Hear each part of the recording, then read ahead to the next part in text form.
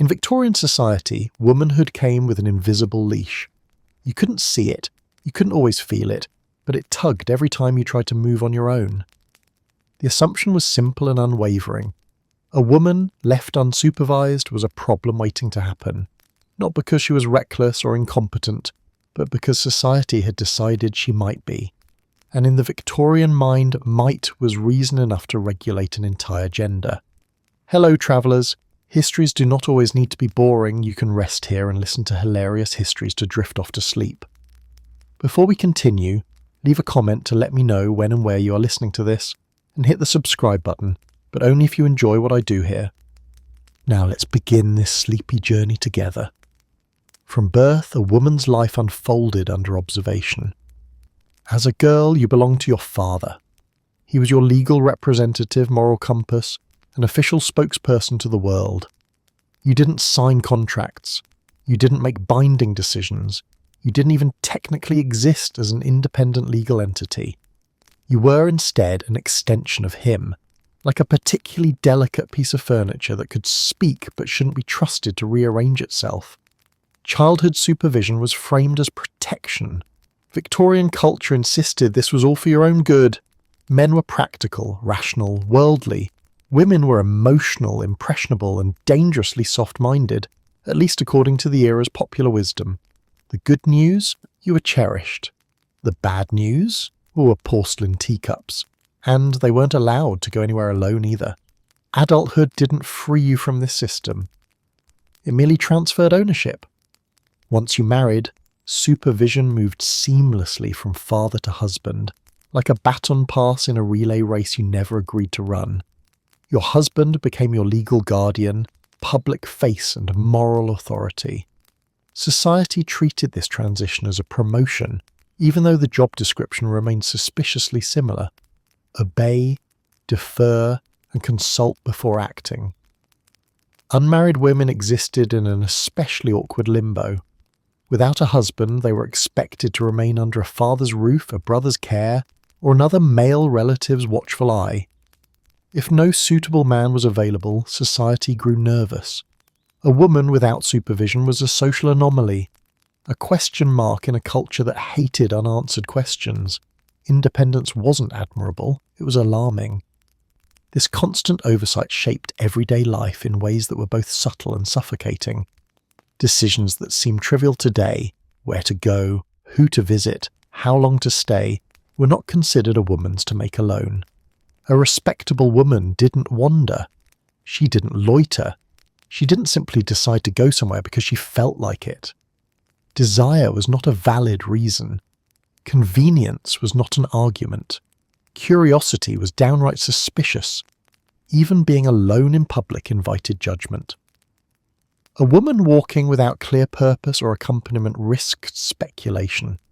Why was she out? Who had allowed it?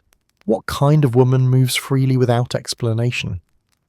In Victorian logic, visibility without supervision hinted at moral looseness. Privacy was not considered a right. It was considered a liability. This system also created a strange contradiction. Women were praised as moral guardians of society, responsible for upholding virtue and decency, yet they were simultaneously treated as beings who could not be trusted with their own autonomy. You were expected to embody morality while being constantly monitored for signs you might lose it. It was like being hired as a security guard while forbidden from holding the keys. Religion and pseudoscience reinforced this worldview. Sermons warned that women were naturally susceptible to temptation. Medical texts claimed female minds were fragile, easily overstimulated, and prone to emotional excess. Too much freedom, too much thinking, too much decision-making. It might all lead to hysteria, disobedience, or worse, independence. And independence to Victorians looked suspiciously like chaos. Supervision was also deeply performative. It wasn't enough to be watched. You had to appear watched. Reputation mattered as much as reality. A woman who technically followed every rule but looked unsupervised could still suffer social consequences. Respectability depended not just on behaviour but on optics.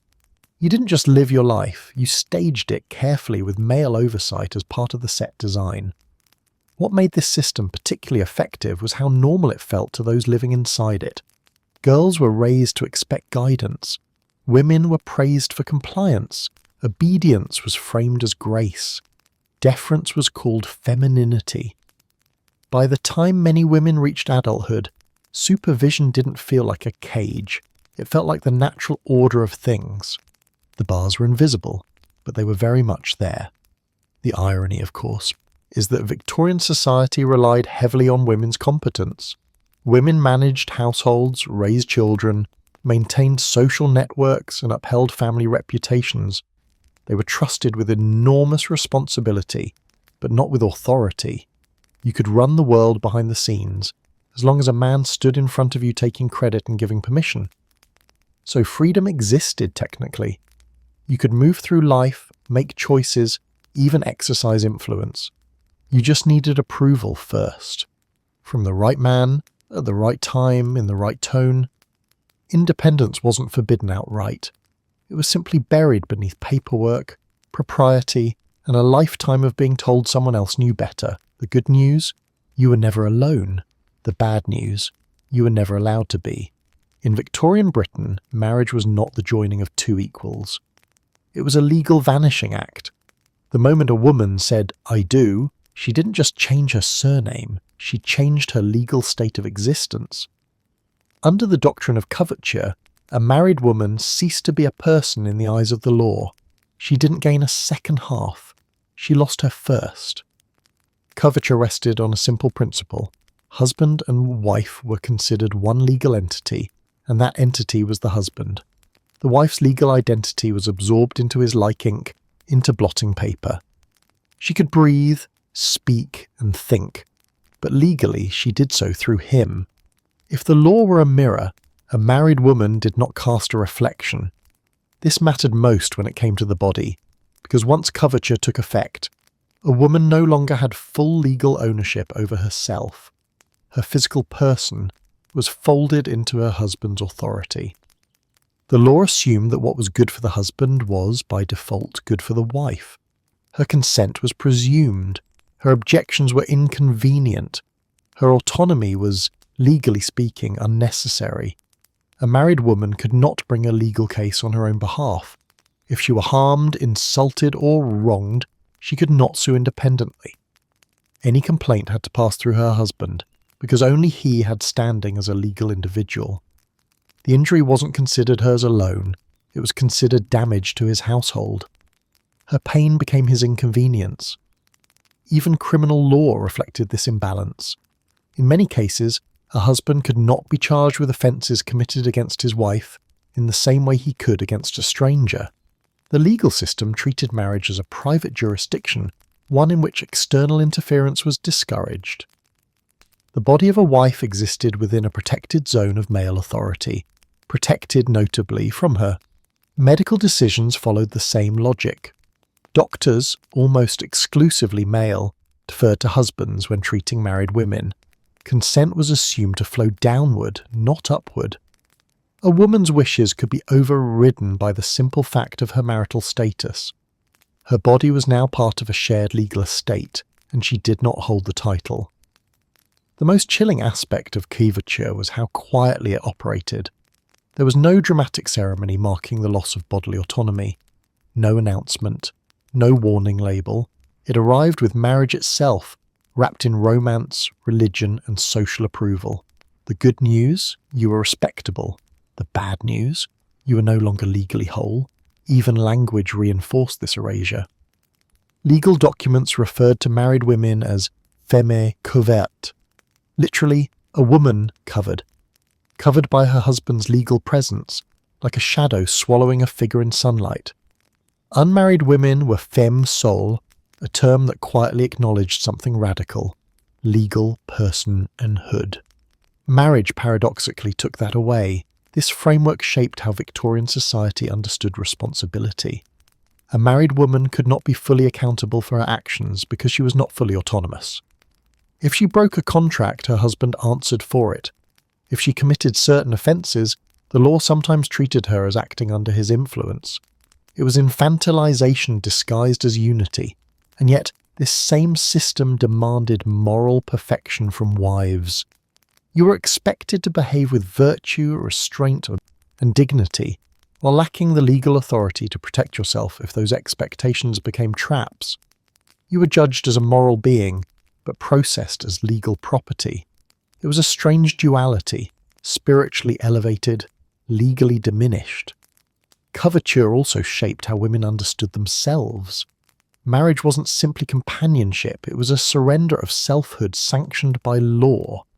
Many women internalized this reality, learning to speak of themselves as extensions of their husbands. We believe, we decide, we prefer. Language softened the truth, but the truth remained. Reform came slowly, and only after fierce resistance. Early critics of coverture were dismissed as radicals threatening the family order. After all, if a wife could own herself, what else might follow? Independent thought? Independent action? The Victorian establishment did not fear chaos, it feared precedent. What makes coverture particularly unsettling is not just its cruelty, but its confidence. The law did not apologize for erasing women. It did not explain itself. It assumed agreement. Marriage, it insisted, was protection enough. Love was presumed, harm was inconvenient, and autonomy was unnecessary. So when a Victorian woman married, she did not step into partnership. She stepped into legal absence. Her body remained visible, functional, and scrutinized, but no longer fully hers.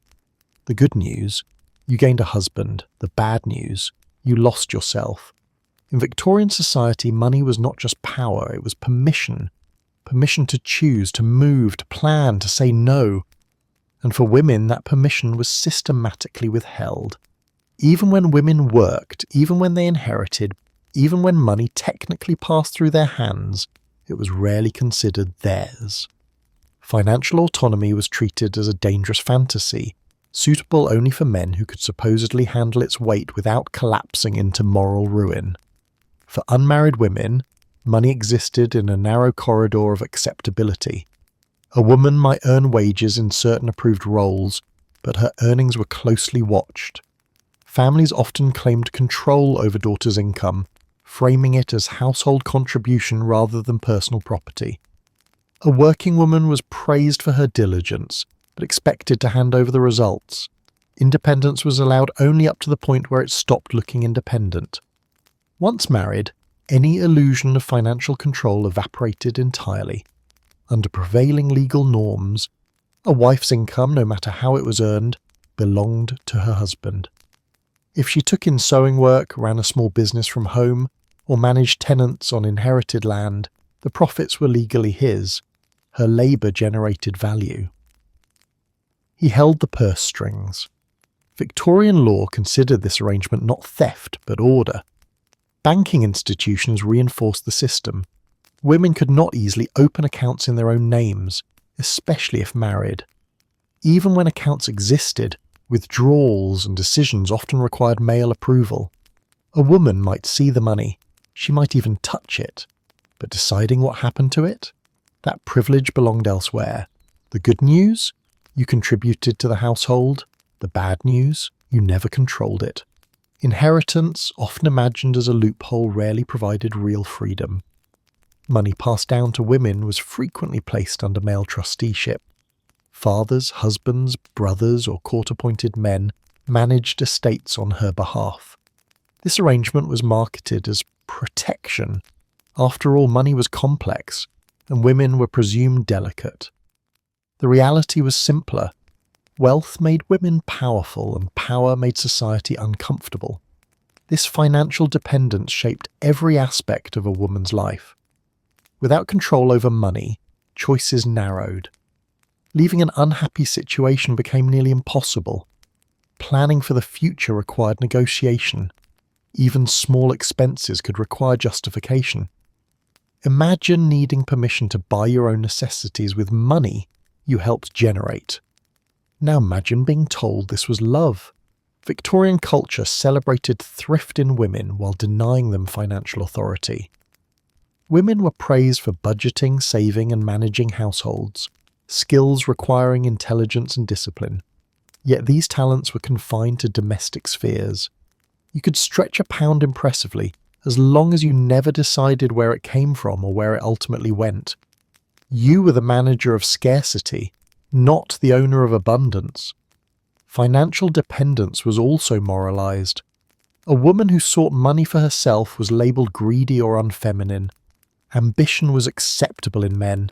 It built empires. In women, it suggested selfishness or moral decay. The ideal woman was financially invisible, industrious but not assertive, careful but not controlling.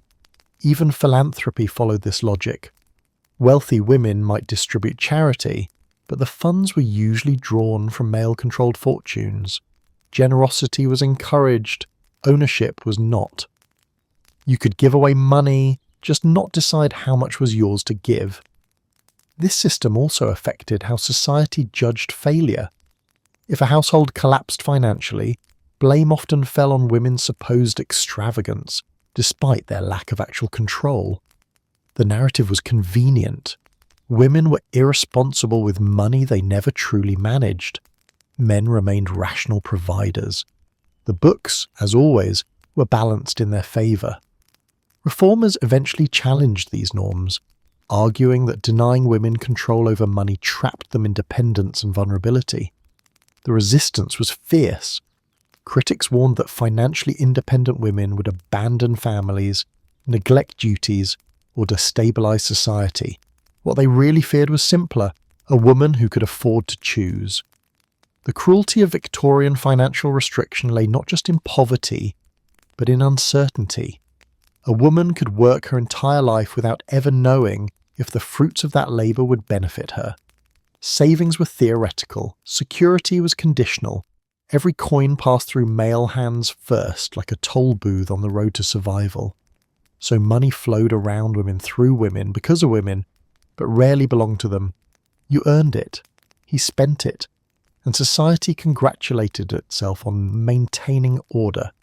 The good news, you were productive. The bad news, you were never paid in freedom. In Victorian marriage, consent was not a conversation, it was an assumption. Once vows were spoken, a woman's ability to refuse intimacy effectively vanished, not through explicit cruelty in everyday language, but through tenets in the law. There were no statutes spelling out a wife's right to say no, because Victorian society did not believe such a right needed to exist. Marriage itself was considered permanent consent, stamped, sealed, and endlessly renewable. This belief rested on the idea that marriage was not merely emotional or social, but contractual in a deeply physical sense. A husband was understood to have marital rights, a term that sounded polite but carried heavy implications. These rights were framed as natural, moral, and necessary to social stability. A wife's body, once married, was expected to be available, not because of affection, but because of obligation.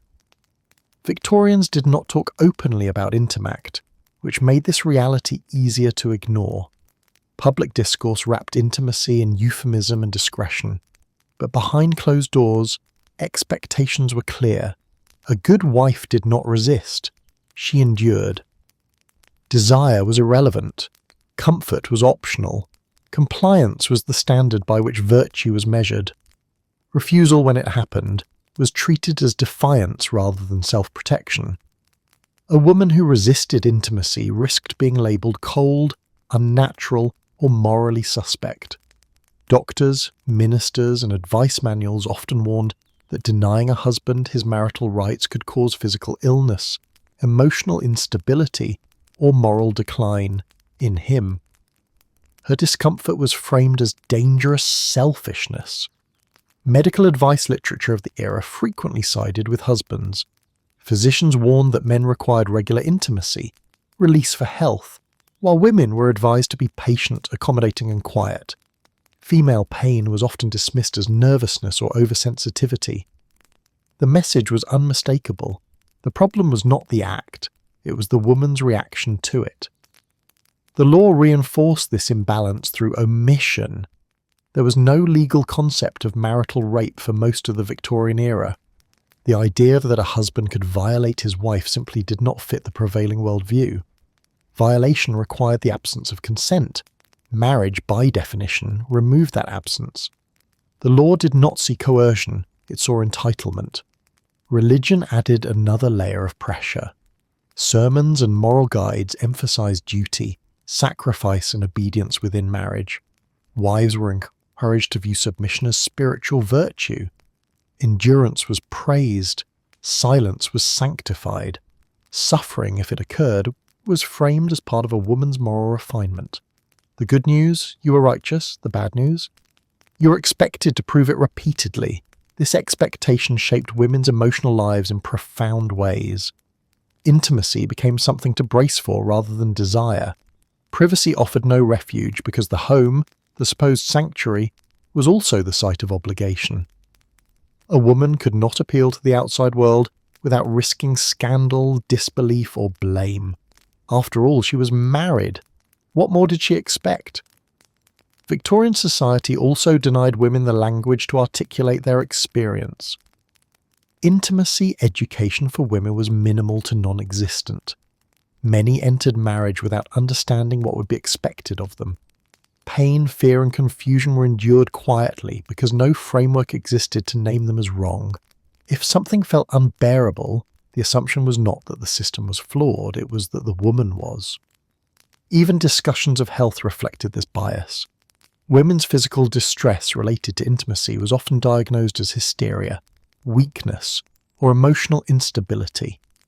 Treatments focused on calming the woman rather than questioning the conditions causing her distress.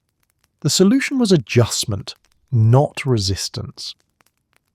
What makes this system particularly harrowing is how normalized it was. There were no villains twirling moustaches, no dramatic confrontations, just expectations, reinforced daily, quietly, relentlessly. Husbands were rarely taught to question these norms. Wives were rarely allowed to. It was a structure that functioned best when no one spoke about it too clearly. Importantly, this chapter of restriction was not about romance gone wrong, it was about rights that never existed.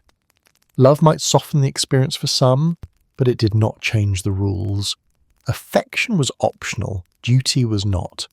Marriage did not guarantee kindness, it guaranteed access.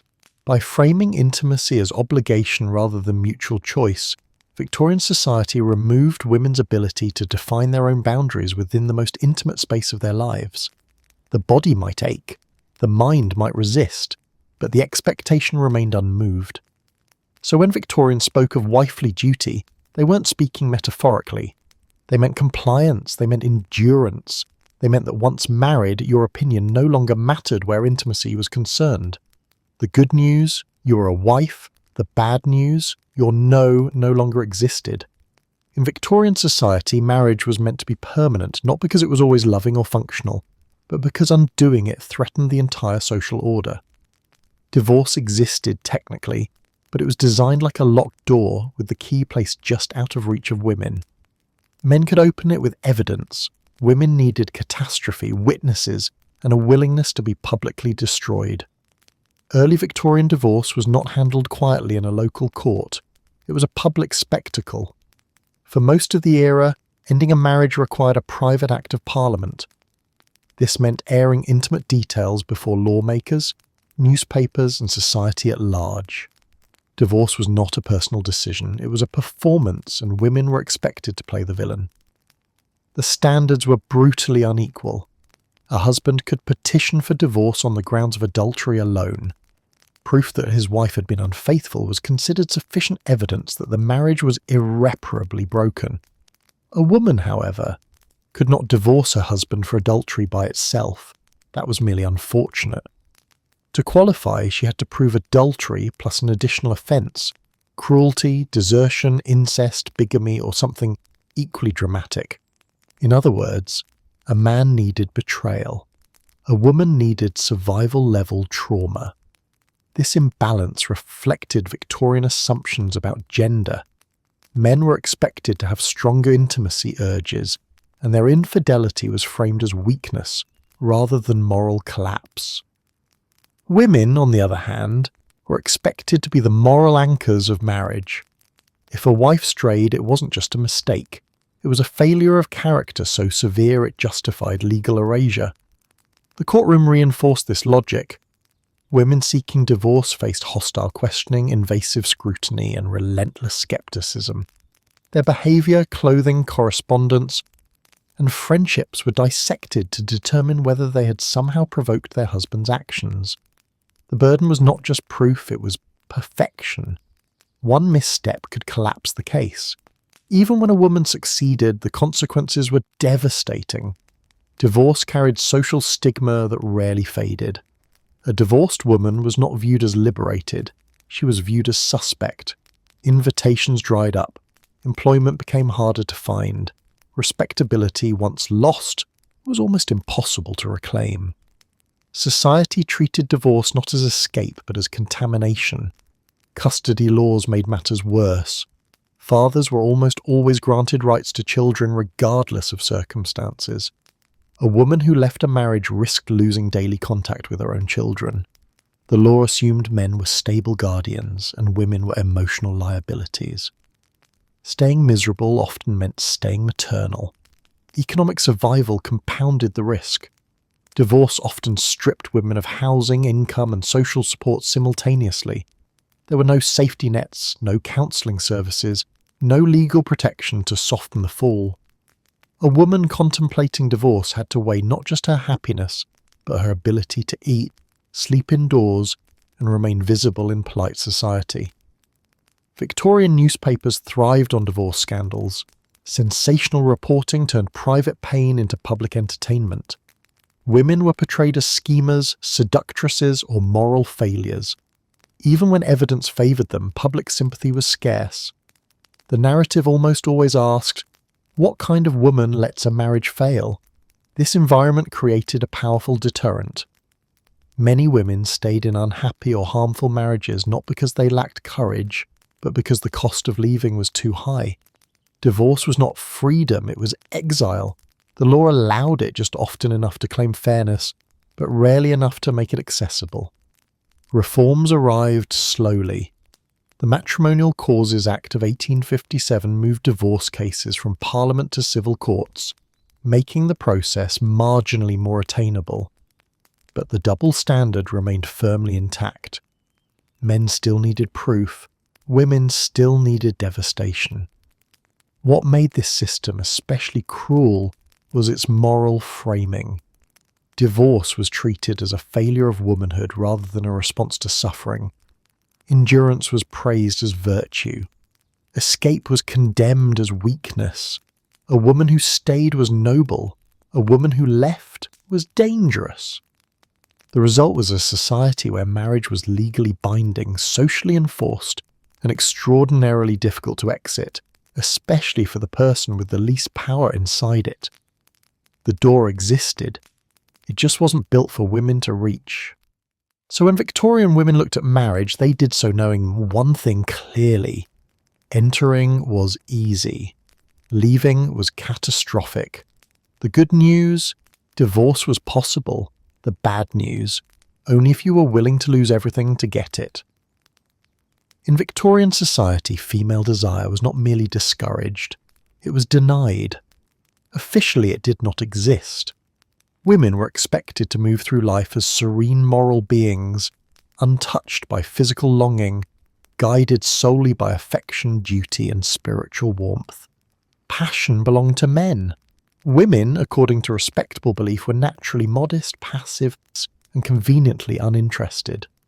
The idea that a woman might want something physically viscerally was treated as either absurd or alarming. This silence was not accidental. It was carefully cultivated. Victorian culture built its moral authority on restraint, and nowhere was restraint more aggressively enforced than in discussions of female intimacy. Public conversation about women's desire was considered improper, indecent, and socially corrosive. A woman who acknowledged attraction, pleasure, or longing risked being labelled immoral, unstable, or dangerous. Desire, when voiced by women, was not seen as human. It was seen as a symptom. Language itself became a tool of erasure.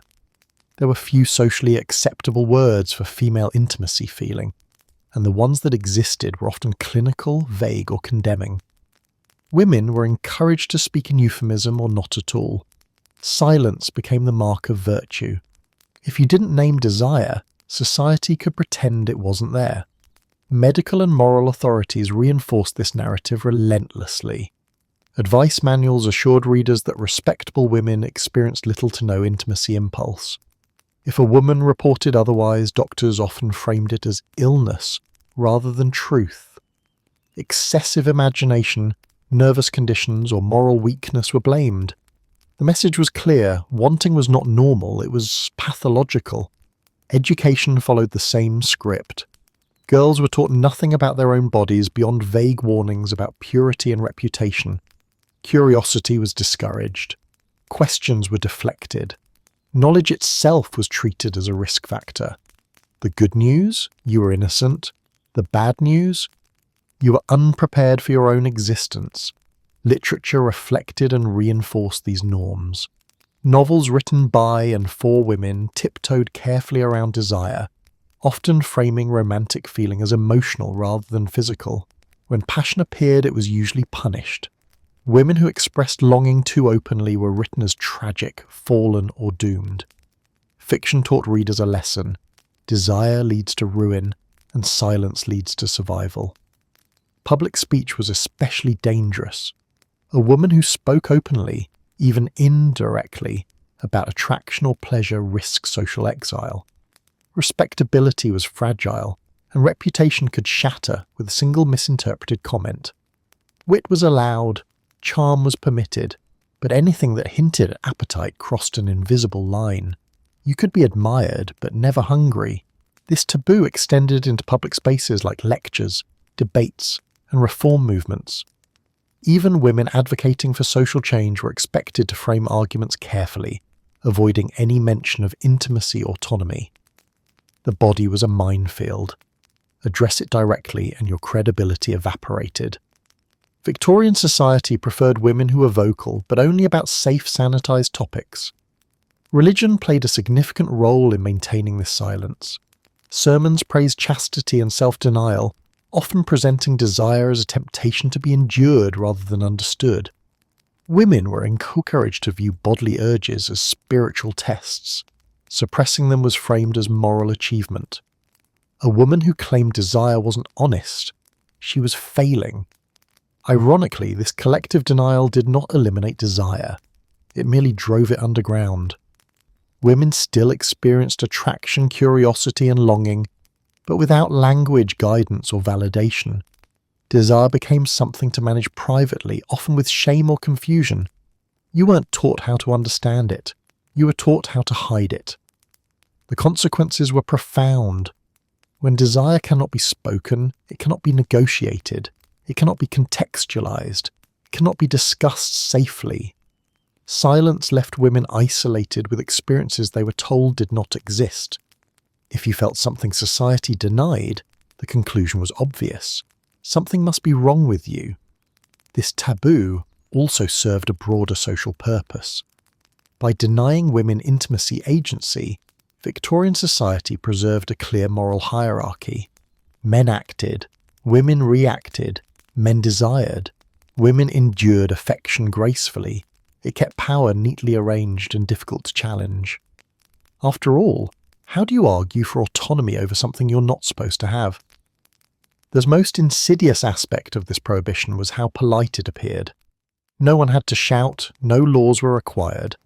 The rules were enforced through raised eyebrows, polite silence, and social withdrawal. Victorian repression didn't roar, it whispered. So women learned to speak carefully, to feel quietly, to bury desire beneath layers of propriety and self-control. You had urges, you had questions, you had feelings that pulsed beneath the surface of daily life. Society simply pretended you didn't. The good news, you were considered pure. The bad news, you were never allowed to be honest. In Victorian society, women's clothing was not designed to serve the body. It was designed to discipline it. Fashion was a visible declaration of respectability, morality, and social order. and comfort was nowhere on the list of priorities. A woman's outfit was expected to signal virtue first and practicality never.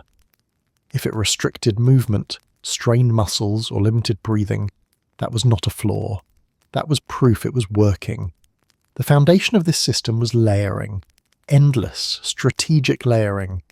A respectable Victorian woman wore multiple garments before she even reached what anyone would recognise as a dress. Each layer added weight, heat, and rigidity, transforming the body into a carefully shaped object rather than a functional one. Clothing was architecture, and the female form was expected to fit inside it, not the other way around. At the centre of this structure was the corset. More than an undergarment, it was a moral instrument. The corset shaped posture, compressed the torso, and enforced an idealised silhouette that prioritised appearance over anatomy. Its purpose was not to support, it was to constrain. A narrow waist signalled discipline, restraint, and femininity. The body, quite literally, had to conform. Breathing became a secondary consideration. Tight lacing limited lung expansion, making deep breaths difficult. Fainting was common enough to be socially unremarkable. The good news? A fainting woman was considered delicate and refined. The bad news? Your circulatory system was fighting for its life. Movement suffered as well. Walking required careful negotiation of fabric and structure. Bending, reaching, or sitting quickly was a challenge. Clothing trained women to move slowly and deliberately, reinforcing the idea that female grace meant controlled motion. Speed suggested urgency. Urgency suggested agency. Agency was unbecoming. Heat added another layer of misery. Heavy fabrics trapped warmth, particularly indoors. Sweating was unacceptable. It hinted at labour, exertion, or animal instinct. Women were expected to remain composed regardless of temperature. Discomfort was invisible work, and like most invisible labour, it went unacknowledged. Even fabric choice was regulated by social expectations. Soft, flexible materials were often considered inappropriate for outerwear, while stiff, structured textiles conveyed propriety. Clothing was meant to hold its shape, even if you couldn't. The silhouette mattered more than the sensation. Medical professionals occasionally raised concerns about restrictive fashion, but these were often dismissed or minimized. Fashion, morality, and identity were deeply intertwined, and challenging clothing norms meant challenging the social hierarchy itself. Advising women to dress comfortably was seen as radical, almost subversive. After all, what kind of woman prioritizes ease? Fashion magazines reinforced these expectations with relentless enthusiasm. Illustrations depicted impossibly slim waists, serene expressions, and flawless posture. There were no diagrams for breathing comfortably, no instructions for sitting without strain. Pain was simply not pictured. What made this system particularly effective was its internalization. Women were taught to equate discomfort with refinement. To endure was to succeed. A tight bodice wasn't a problem, it was proof of self-control. Complaints were signs of weakness. Silence was elegance. This had social consequences beyond physical strain. Clothing limited where women could go and what they could do. Long skirts and rigid bodices made certain activities impractical, quietly reinforcing the boundaries of acceptable behaviour. Fashion didn't just reflect social roles, it enforced them stitch by stitch. And yet the irony was stark. These same women were often expected to manage households, care for children, and perform social duties, all while wearing garments that actively hindered movement and endurance.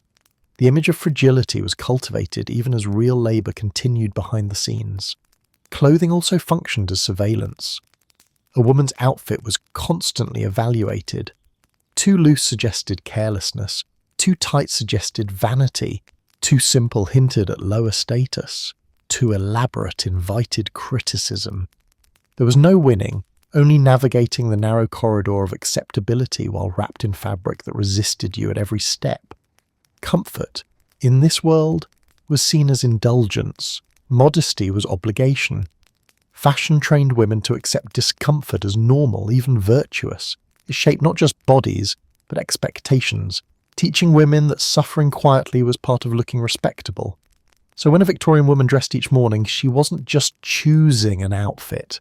She was stepping into a system designed to limit, signal, and control. The body inside the clothes became secondary to the image they projected. The good news, you looked respectable.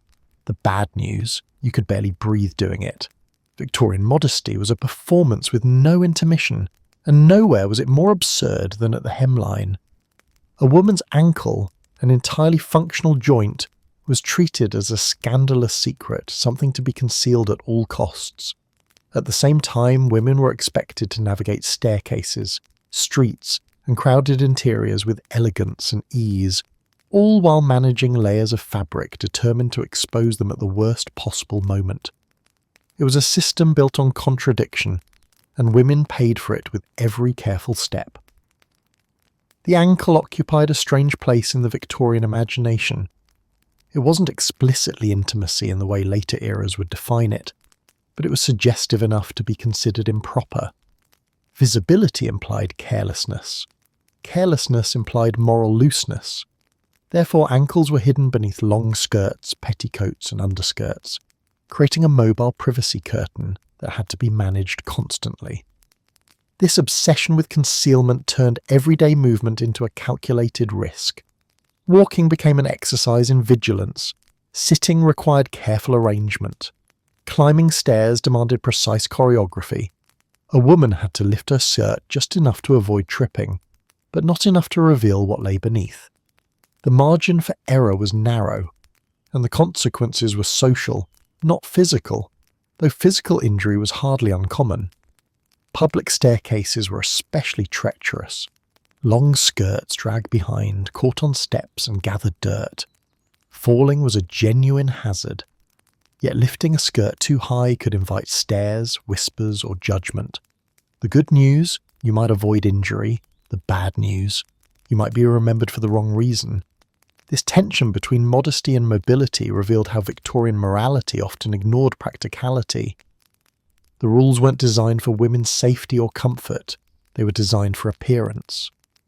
A woman's body was expected to obey social codes even when those codes made daily life more difficult. Grace in this context meant not just moving elegantly, but hiding the effort required to do so. Fashion accessories emerged to manage this contradiction. Skirt lifters, buttons, and discreet loops allowed women to gather fabric temporarily while walking outdoors. These devices were tacit admissions that the rules were impractical, but the solution was never to change the rules. Instead, women were expected to adapt silently, ingeniously, and without complaint. Even posture was influenced by this obsession. Women were trained to move slowly, carefully, and predictably. Sudden movements risked exposure. Speed suggested recklessness. Stillness suggested virtue. The body learned restraint not through instruction, but through fear of misstep. Social spaces amplified the pressure. In crowded rooms, a woman had to be acutely aware of her surroundings. Chairs, steps, and doorways all posed threats to modesty. Helping hands were often offered, not out of kindness, but out of expectation. Accepting assistance reinforced dependence. Refusing it risked awkwardness or judgment. Either way, autonomy was limited. Children absorbed these norms early. Girls learned to monitor their movements long before they understood why. Modesty became instinctive. The body was something to manage carefully, not trust. This early conditioning ensured that by adulthood, self-surveillance was automatic. The irony, of course, is that ankles were only scandalous because they were forbidden. The taboo created the thrill. The thrill justified the taboo. Victorian society built a moral feedback loop around concealment, ensuring that even the most mundane body part carried social weight. This fixation also revealed deeper anxieties about female visibility. The ankle wasn't dangerous in itself, it symbolized movement, independence, and physical presence. Controlling what could be seen was a way to control how women occupied space. A hidden body was a disciplined body. And yet life went on. Women climbed stairs, crossed streets, and navigated cities built without regard for their clothing. They did so with skill, patience, and constant awareness. Every step was a negotiation between function and propriety, so when a Victorian woman lifted her skirt just enough to climb a staircase, she wasn't being careless. She was performing a balancing act demanded by society. Move, but not too freely. Exist, but not too visibly. The good news, you reached the top of the stairs. The bad news, someone noticed your ankle on the way up. In Victorian society, movement was never just movement. Where you went, how you got there, and most importantly, who went with you were all moral statements. For women, travelling alone was not interpreted as practicality or confidence. It was interpreted as a question mark, and in a culture obsessed with reputation, unanswered questions were dangerous. Respectable travel required supervision. A woman moving through the world without a clear escort disrupted the expected order of things.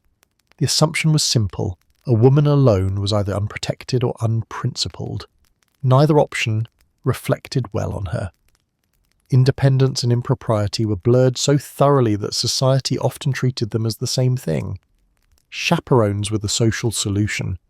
A female relative, a family friend, or a trusted male companion provided legitimacy. Their presence transformed travel from suspicious to acceptable. The journey itself didn't change. Only its optics did.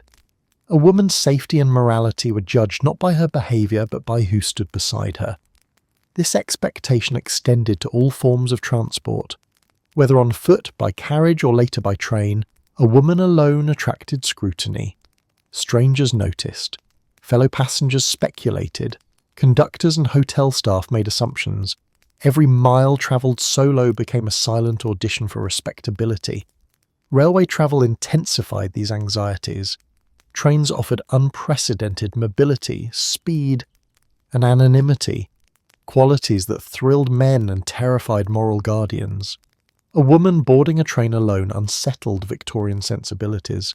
She could go anywhere. She could disappear. She could arrive without explanation. To a society that equated female virtue with visibility and control, this was alarming. Hotels posed an even greater challenge. A woman seeking lodging alone often faced suspicion or outright refusal. Questions followed. Why is she here? Who is she meeting? How long will she stay? Respectable women were not supposed to arrive unaccompanied or unaccounted for. The good news, you reached your destination. The bad news, everyone wanted to know why. Travel etiquette manuals reinforced these fears. They advised women to avoid travelling alone whenever possible, and to take great care with appearance and demeanour if they must. Clothing, posture and silence became defensive strategies. You weren't just travelling, you were managing perception. This constant scrutiny shaped how women experienced space. The world beyond home was not neutral territory, it was a test. Public spaces became arenas where reputation could be built or broken with a glance. A woman learned to measure not just distance but risk. Class complicated matters further. Upper and middle class women faced intense moral surveillance, while working class women often travelled alone out of necessity. Yet necessity did not erase suspicion, it merely shifted it. Respectability remained fragile, and judgments followed regardless of circumstance. Even emergencies did not excuse independence. A woman travelling alone due to illness, family crisis, or employment still risked gossip. Explanation did not always bring absolution. Once seen alone, the stain could linger. What made this restriction particularly effective was its invisibility. There were no laws banning solo travel, no formal punishments. Instead, there was reputation, a social currency more powerful than regulation. A woman who travelled alone might arrive safely, but return socially diminished. Victorian society claimed this system protected women. In reality, it protected norms. Chaperones did not guarantee safety. They guaranteed appearances. The danger was not physical harm, it was moral interpretation. Despite this, women travelled. They adapted, planned carefully, and weighed every journey against potential consequence. Some accepted the risk, Others avoided it entirely. Freedom was available, but only if you could afford the cost. So a woman standing alone at a station platform represented something unsettling. Choice. She was going somewhere on her own terms, even briefly. To Victorian eyes, that choice demanded explanation. An explanation was never enough. The good news, you could see the world. The bad news, only if someone watched you do it. In Victorian society, nightfall did not simply mark the end of the day. It marked the end of acceptable female visibility. Once the sun set, the rules tightened, the assumptions sharpened, and the streets transformed into moral minefields. A woman seen outdoors at night was no longer just a pedestrian. She was a question. And in Victorian logic, questions after dark usually came with unflattering answers. The association between nighttime and immorality ran deep. Darkness symbolized secrecy, temptation, and danger. Respectable life was meant to unfold in daylight, under watchful eyes and predictable routines. Night was for labourers finishing late shifts, men moving freely, and activities polite society preferred not to examine too closely. A woman present in that space disrupted the narrative. The assumption was immediate and unforgiving. If a woman was out at night, she must have a reason, and that reason was rarely assumed to be respectable. Innocent explanations were overshadowed by suspicion. Errands, emergencies, or simple necessity mattered less than optics. The good news, you had somewhere to be. The bad news, society had already decided why. Street lighting, still uneven and unreliable in many cities, added to the anxiety. Dimly lit roads fed fears about safety and morality in equal measure. Rather than addressing infrastructure or public protection, Victorian culture solved the problem by restricting women instead. If the streets were dangerous, women simply shouldn't be on them. Policing practices reflected this attitude. Officers were more likely to question women than men after dark, not to protect them, but to assess their legitimacy. Where were you going? Why are you alone? Who do you belong to? These weren't official charges, just social interrogations dressed as concern. Class shaped the experience but didn't erase it. Working-class women often had no choice but to be out late due to long hours or domestic responsibilities. Yet necessity offered little shield against judgment. Being seen at night still carried moral risk, regardless of income or intent. Respectability was not flexible, it was conditional. Middle and upper class women faced a different pressure, expectation. They were supposed to be indoors by evening, settled into the domestic routines that signalled propriety. Being out late suggested disorder, either in the household or the woman herself. Nighttime presence hinted at independence, and independence was unsettling. Social advice manuals warned women explicitly about nighttime visibility. They framed the streets as inherently corrupting places where reputation could unravel with alarming speed. A woman's character, they implied, could not withstand prolonged exposure to darkness. Virtue, apparently, required daylight to survive. This belief shaped urban life. Women planned their movements carefully, arranging schedules to avoid being seen out late. Invitations were declined, routes were shortened. Opportunities were weighed against reputation. Night became a boundary, not of safety, but of permission. Even accompaniment didn't fully resolve the issue. A woman out at night, even with others, was still subject to scrutiny. Who she was with mattered. Why she was there mattered more. Respectability was not guaranteed, it was negotiated in real time, under dim lamps and judgmental gazes. The irony was stark. Victorian cities were expanding, industries running late, and public life growing more complex. The world demanded flexibility, but women were expected to remain static, tied to daylight routines that no longer reflected reality. Progress moved forward, respectability stayed behind. Nighttime restrictions also reinforced dependence. If you couldn't be out after dark, you relied on others for transportation, errands, and protection. Autonomy shrank with the sunset. The clock became another tool of control. What made this system especially effective was its moral certainty. No law banned women from the streets at night. No formal curfew existed. Instead, judgment enforced compliance. A woman didn't need to be stopped. She needed to be seen. And once seen, she would remember. So Victorian nights belonged to men, labour and suspicion. Women learned to disappear when the light faded, not because they lacked courage, but because society punished visibility. The good news, you were safe indoors. The bad news, the world outside wasn't meant for you after sunset. Victorian society loved the idea of women being useful.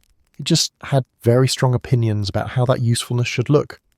A woman could work, certainly, but only in roles that felt like extensions of her natural qualities: caring, patience, obedience, and invisibility. The moment ambition stretched beyond those narrow lanes, it stopped being admirable and started being threatening. The professional world was built like a club with a strict dress code and an even stricter membership policy. Most doors were closed to women, not because they lacked ability, but because their presence unsettled the hierarchy. Professions were tied to authority, decision-making, and public influence, things Victorian culture insisted women were unsuited for regardless of evidence. Acceptable work for women clustered around a few respectable options. Teaching young children was permitted, as long as it didn't involve authority over adults. Nursing was acceptable, provided it emphasised self-sacrifice rather than expertise.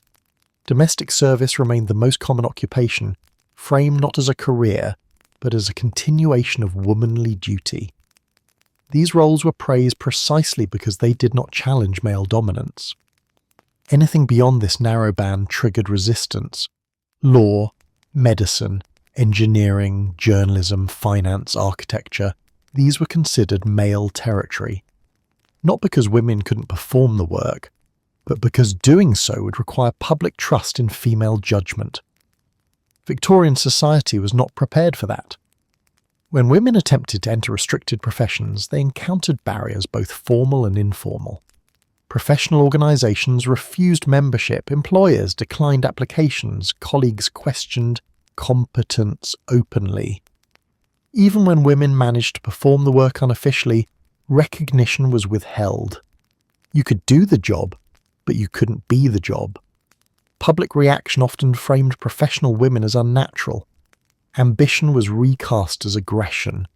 Confidence became arrogance. Skill was interpreted as defiance. A woman who pursued a serious career wasn't just unusual, she was unsettling, a disruption to the carefully ordered social narrative. The language used to discourage professional ambition was revealing. Critics warned that careers would harden women, damage their femininity, or distract them from their proper purpose. Work that required authority or intellect was portrayed as emotionally corrosive, as though thinking too much might cause irreparable harm. What made this especially hypocritical was how much Victorian society depended on women's labour. Women worked constantly, organising households, managing logistics, caring for families, supporting businesses behind the scenes. But because this labour occurred in private or subordinate roles, it didn't count as professional achievement. Skill without status was acceptable. Status without permission was not. Professional exclusion also enforced economic dependence indirectly, but its deeper purpose was symbolic. Professions conferred identity. They allowed people to say, "This is who I am." By denying women access to professional titles, society denied them a public self beyond family roles. You could be someone's daughter, wife, or helper, but rarely something in your own right. Even success was framed as transgression. A woman who excelled professionally risked social isolation. Praise was often conditional, tinged with surprise or discomfort. She was treated as an exception rather than a precedent. The implication was clear. Your success does not mean this path should exist. Male anxiety played a significant role. Professions were tied to masculinity, authority, and breadwinning identity. Allowing women into these spaces threatened not just jobs, but the cultural logic that defined male worth. It wasn't simply about competition, it was about destabilization. Victorian society resolved this tension by celebrating female aspiration in theory while blocking it in practice. Women were encouraged to be intelligent, capable and diligent, just not publicly. Talent was acceptable as a private ornament, not a public tool. Ambition became something women learned to disguise. It was expressed cautiously, framed as necessity or altruism rather than desire. Wanting a career for its own sake was suspect. Wanting it to help others was more palatable. Even then, permission was never guaranteed. So women dream carefully. They planned quietly. They adjusted expectations downward, not because they lacked vision, but because the ceiling was immovable. You could look up, but you weren't supposed to reach. The good news, you were allowed to work. The bad news, only in ways that never let you rise. In Victorian society, educating women was considered acceptable only up to a point, specifically the point at which education stopped producing curiosity and started producing independence. Reading was encouraged, writing was tolerated. Accomplishments like music or drawing were celebrated, but advanced education, serious, structured, intellectually demanding learning, was treated as a biological risk and a social threat. Universities were the clearest line in the sand. These institutions were designed by men, for men, and built around the assumption that intellectual rigor required masculine constitution. Women were not excluded because of lack of interest or ability. They were excluded because Victorian culture believed their bodies could not survive sustained thinking. This belief was not metaphorical. Doctors and educators claimed with unsettling confidence that intense study would divert energy away from a woman's reproductive organs. The uterus, they argued, required a delicate balance of vitality. Mental exertion threatened that balance. The good news? You could remain physically intact. The bad news? You were expected to remain intellectually small. Medical journals and public lectures warned that educated women risked becoming infertile, emotionally unstable, or physically frail. These claims were presented as science, not prejudice. Charts were drawn, papers were published, fear was institutionalized. Knowledge was not dangerous because of what women might do with it, but because it might change them. This logic shaped schooling at every level. Girls' education focused on moral instruction, etiquette, and surface-level literacy. Critical thinking, debate, and abstract reasoning were considered inappropriate. Too many questions suggested restlessness. Too much curiosity hinted at rebellion. Education was meant to polish, not provoke. Even when women demonstrated exceptional academic ability, their success was framed as anomaly rather than proof. Bright girls were praised cautiously, warned not to overdo it. Intellectual enthusiasm had to be moderated, diluted, or redirected into socially acceptable channels. Passion for learning was admirable, as long as it didn't interfere with womanhood. Women who sought higher education often had to do so unofficially. They attended lectures without enrolling, studied privately, took exams without receiving degrees. Knowledge was available, but credentials were withheld. You could learn, but you could not be recognized as having learned. Resistance to educated women was not subtle. Critics argued that higher education would make them unfeminine and undesirable. A thinking woman, they claimed, would abandon domestic responsibilities, challenge authority, and destabilize families. Education was framed not as enrichment, but as erosion. What made this fear especially revealing was its contradiction. Victorian society valued progress, innovation, and discovery when pursued by men. Intellectual ambition was celebrated as a national virtue. When women sought the same, it became a moral hazard. Knowledge was empowering, and empowerment was the real concern. Women themselves internalized these messages. Many learned to doubt their own capacities, to self-limit curiosity, to apologize for intelligence. Ambition became something to manage carefully. Asking too many questions risked social discomfort. Knowing too much risked isolation. The irony was painful. Women were often responsible for early education, teaching children to read, write, and think, yet were barred from advancing their own understanding. They were trusted to shape young minds, but not to sharpen their own. Education reformers who advocated for women faced fierce opposition. Allowing women into universities, critics argued, would undermine tradition, overwhelm institutions, and blur gender roles. Even incremental change was met with dire predictions of societal collapse. Yet women persisted. They studied, they wrote, they organised informal networks of learning. They proved repeatedly that intellectual capacity did not depend on gender. Still, recognition lagged behind reality. The restriction on advanced education wasn't just about access. It was about control. Knowledge equips people to question systems. Victorian society was willing to educate women just enough to function, but not enough to challenge. So women stood at the gates of learning, books in hand, curiosity alive, being told their bodies could not handle what their minds clearly could. The good news: you were protected from dangerous ideas. The bad news: you were protected from your own potential. Victorian society trusted women with enormous responsibility, just not the kind that came with ballots. You could manage households, raise future citizens, enforce moral standards, and maintain social harmony. But the moment decisions crossed into formal politics, women were expected to vanish from the conversation. Governance was considered a masculine arena, and women were barred from it not quietly but confidently. The logic was circular and stubborn. Politics, Victorians argued, was rough, competitive, and morally compromising. Women were presumed too delicate for its ugliness. At the same time, women were praised as moral guardians, uniquely suited to guiding values and behaviour.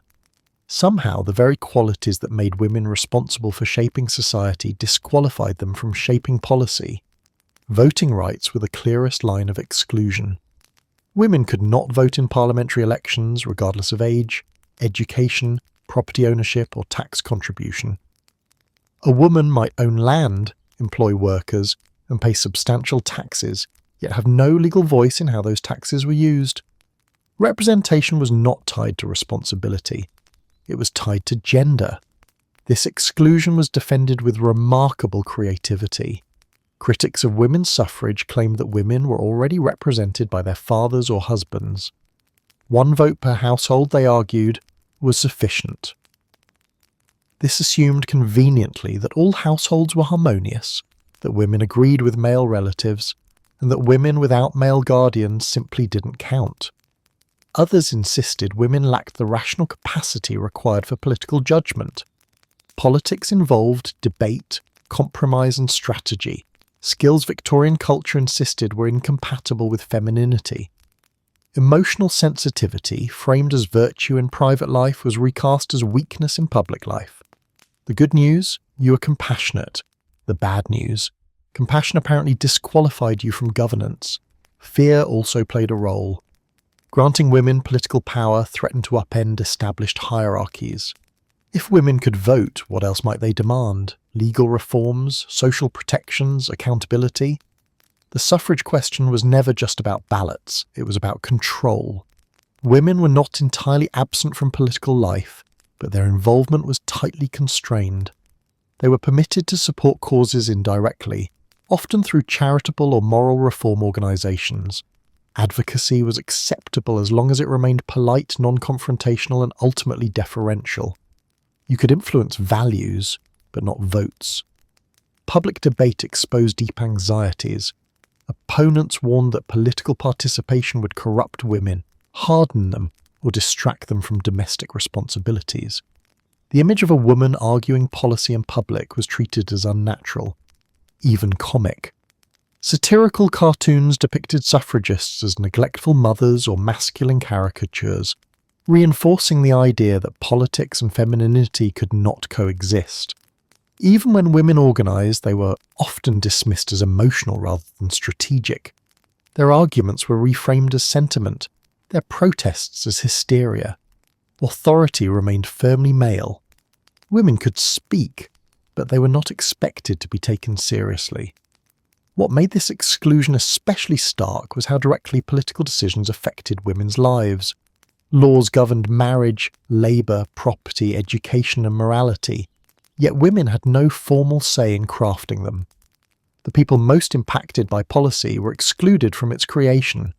Governance was something done to women, not with them. Resistance to suffrage reform was fierce and prolonged.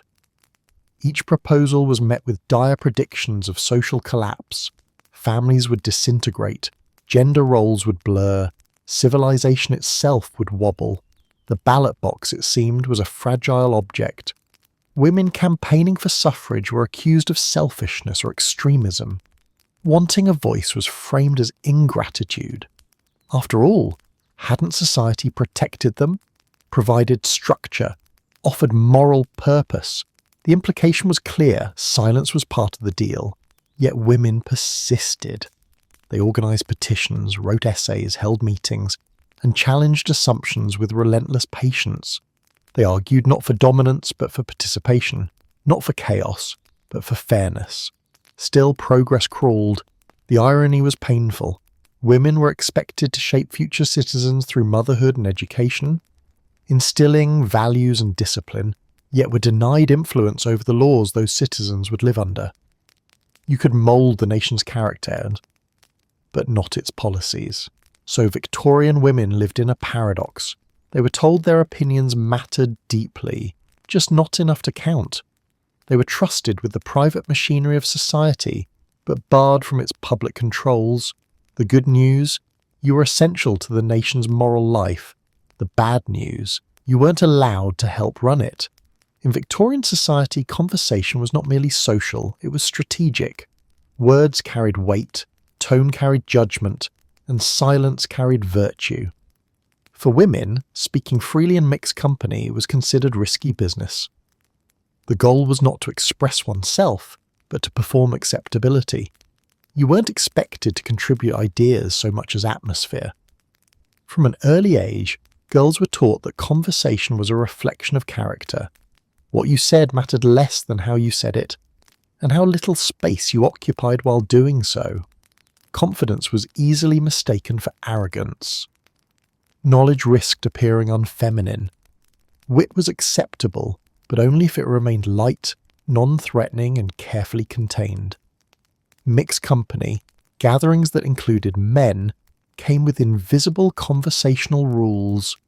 Women were expected to listen attentively, respond politely, and avoid dominating discussions. Interrupting was frowned upon. Arguing was dangerous. Correcting a man, even gently, was social sabotage. The good news: you were well-mannered. The bad news: you were edited in real time. Topics were heavily policed. Safe subjects included domestic matters, social events, art, and moral reflections. Anything political, philosophical, or technical was considered male territory. A woman who ventured into these areas risked being seen as presumptuous or, worse, intellectually aggressive. Curiosity had to be disguised as casual interest. Expertise had to be softened into anecdote. Silence itself became a marker of virtue. A quiet woman was praised as refined and thoughtful. A talkative one invited scrutiny.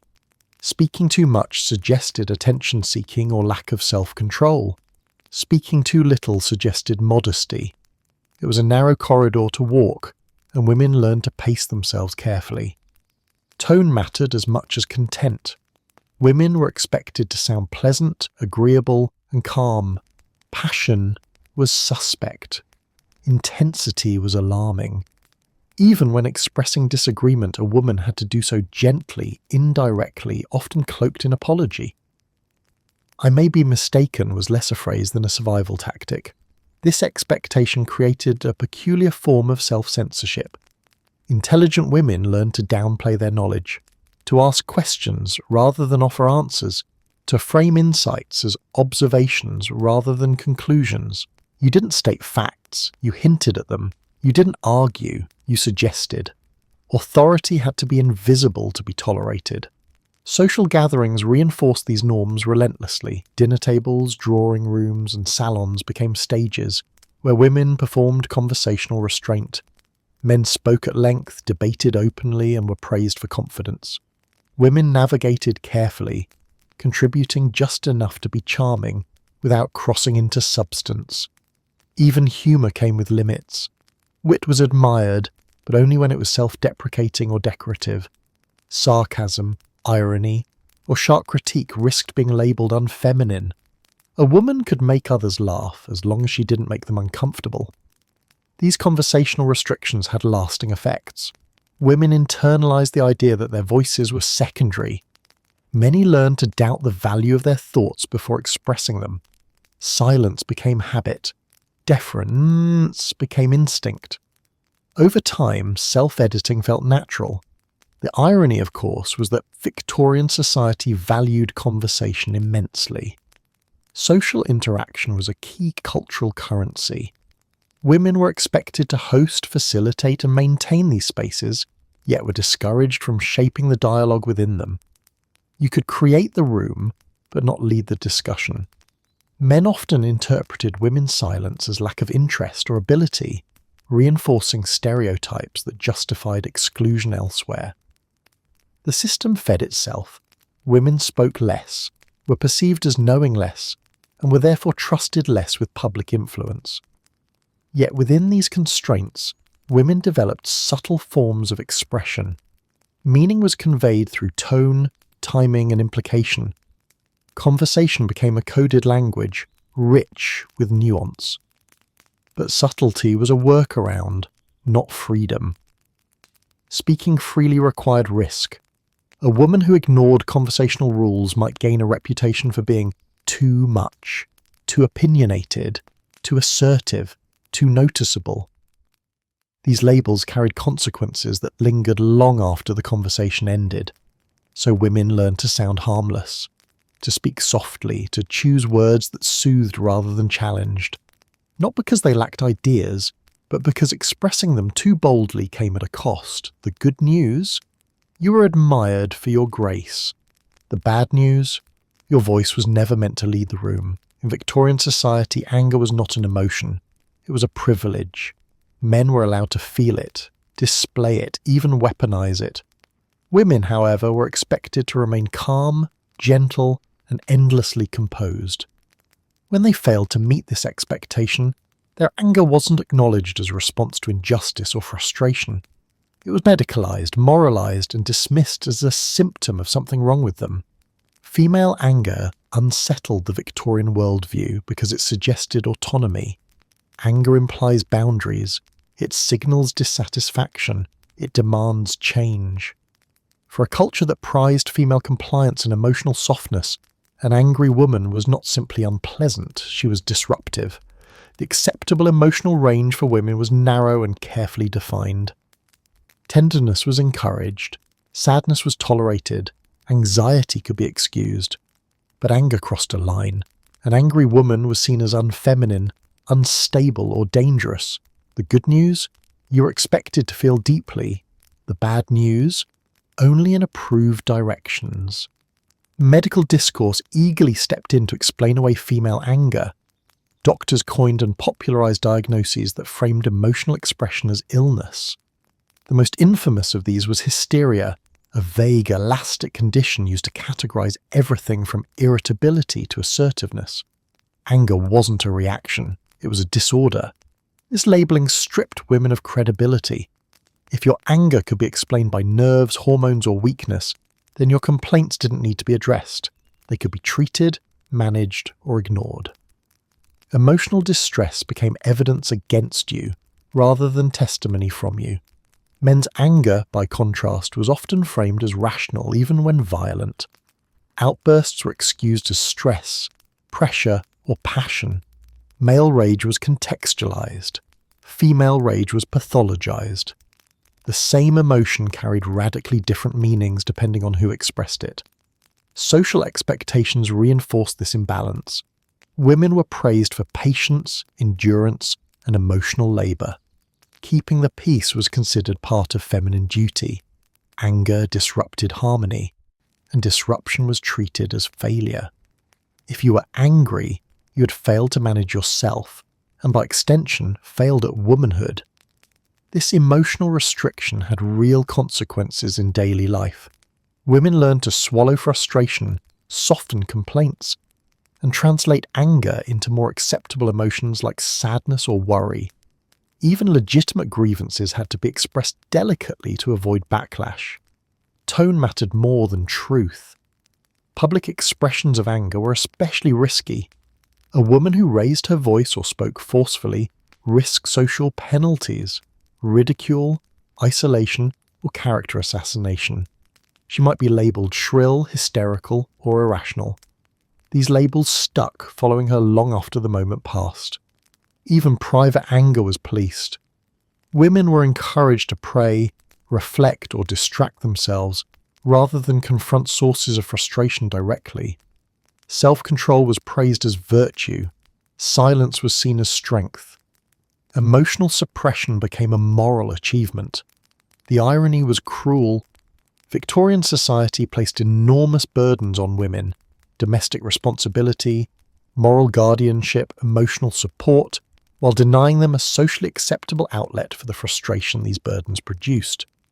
You were expected to absorb stress without reacting to it. Anger also threatened authority. A woman who expressed dissatisfaction challenged not just individuals, but systems. Calling something unfair implied it could be changed. Victorian culture preferred resignation to resistance. Anger was dangerous because it suggested alternatives.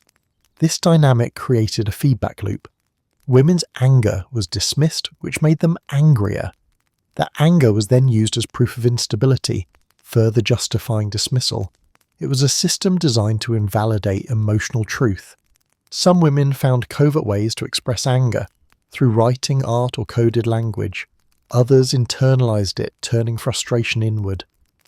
But overt anger remained taboo, a line most could not cross without consequence.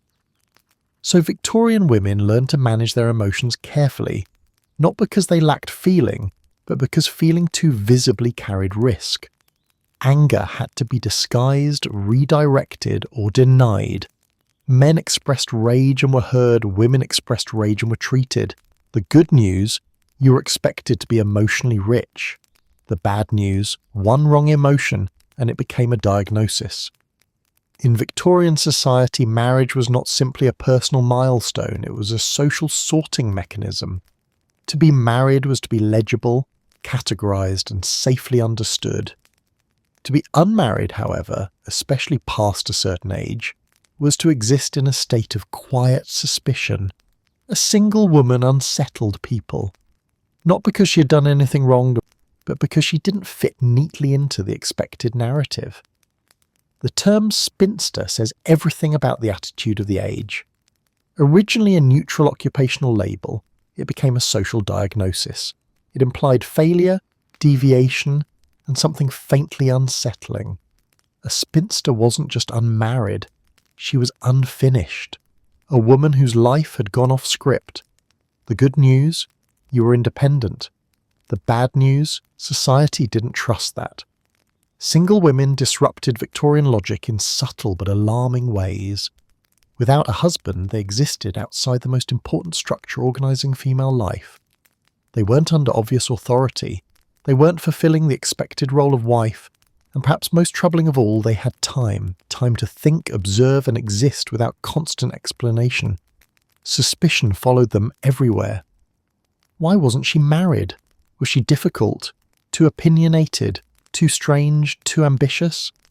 The assumption was rarely that she simply hadn't met the right person. Victorian society preferred moral explanations to neutral ones, and singleness invited speculation. Pity was often the socially acceptable response, but it was a sharp-edged kindness. Single women were treated as objects of concern, spoken to gently, included cautiously. They were assumed to be lonely, disappointed, or incomplete. Compliments were backhanded. Independence was reframed as consolation. At the same time, there was fear.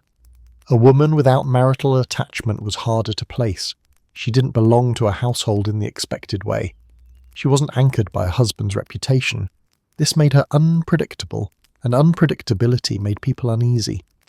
Single women were often watched more closely than married ones. Their friendships were scrutinized, their movements questioned, their motivations doubted. A married woman had context. A single woman had curiosity swirling around her like fog. Every choice was interpreted through the lens of her status. Social spaces reflected this discomfort. Invitations could dry up, seating arrangements shifted, conversations changed tone. A single woman risked being treated as either invisible or intrusive, depending on circumstance. She didn't quite belong in domestic gatherings, but was also excluded from male-dominated spaces. She existed between categories. Age intensified the scrutiny. Young unmarried women were still waiting. Older unmarried women were why. The passage of time transformed patience into judgment. What had once been possibility hardened into assumption. Victorian culture also struggled to define purpose for unmarried women. Marriage was framed as fulfillment, motherhood as destiny. Without these markers, a woman's life required alternative meaning, and alternatives made society nervous. A woman who defined herself outside marriage challenged the idea that marriage was essential. The irony was that single women often played vital roles in Victorian life. They supported extended families, cared for relatives, contributed to communities and maintained social networks. But these contributions were rarely celebrated. They were treated as compensations rather than choices. Single women also faced contradictory expectations. They were expected to be modest and unobtrusive, yet also useful and available. They were praised for selflessness, but warned against becoming too independent. The line was thin and constantly shifting. What made this stigma particularly cruel was its permanence. Marriage could redeem almost any reputation. Singleness offered no such escape. It wasn't something you did, it was something you were, and once labelled, it followed you. Victorian society framed marriage as protection, fulfilment, and order. By contrast, single women were portrayed as cautionary tales, not dangerous enough to punish, but unsettling enough to warn against. They represented a life not centred on male authority, and that alone was suspicious. So to be unmarried was to live under a quiet cloud. You could be respectable, useful, even admired, but never fully trusted. Your life required explanation in a world that preferred scripts. The good news, you belong to yourself. The bad news, society never quite forgave you for it. In Victorian society, motherhood was treated as a sacred destiny, but never a choice. A woman's reproductive life was governed by expectation, silence, and relentless inevitability. You were praised for becoming a mother, judged for failing to become one, and denied meaningful control over when, how often, or under what conditions it happened. Pregnancy wasn't planned. It arrived, repeatedly, and society expected gratitude every time. The Victorian worldview framed motherhood as a woman's highest purpose. This wasn't presented as pressure, it was presented as truth. To question it was to question nature, morality, and divine will all at once. The good news, you were fulfilling your destiny. The bad news, destiny didn't ask how tired you were. Information about reproduction was scarce, fragmented, and intentionally obscured. Girls entered marriage with minimal understanding of pregnancy, spacing, or bodily recovery. Knowledge was withheld under the assumption that innocence preserved virtue. In reality, it preserved ignorance. Women learned about motherhood not through preparation, but through experience, often abruptly and repeatedly. Contraception existed in various forms, but it was shrouded in stigma and misinformation. Discussion of it was taboo. Instruction manuals avoided it. Medical professionals often refused to explain it. Using or seeking contraception risked moral condemnation. The prevailing belief was that interfering with reproduction was unnatural, selfish, or sinful. Religious doctrine reinforced this stance. Pregnancy was framed as divine will, and resisting it was portrayed as defiance of God's plan. Endurance became virtue, suffering became sanctified. A woman who struggled with repeated pregnancies was encouraged to pray, submit, and persist. Control was not part of the moral equation. Medical authority offered little relief. Victorian medicine focused heavily on childbirth as an event, not on the long-term toll of repeated pregnancies. Recovery was expected. Fatigue was dismissed. Pain was normalized. A woman's body was treated as endlessly resilient, despite overwhelming evidence to the contrary. This expectation created cycles of exhaustion that were rarely acknowledged. Women moved from pregnancy to childbirth to recovery and back again, often with little time in between. Physical depletion was common, emotional strain was constant, but questioning the cycle was discouraged. Motherhood wasn't something to manage, it was something to endure. Society also placed contradictory demands on mothers.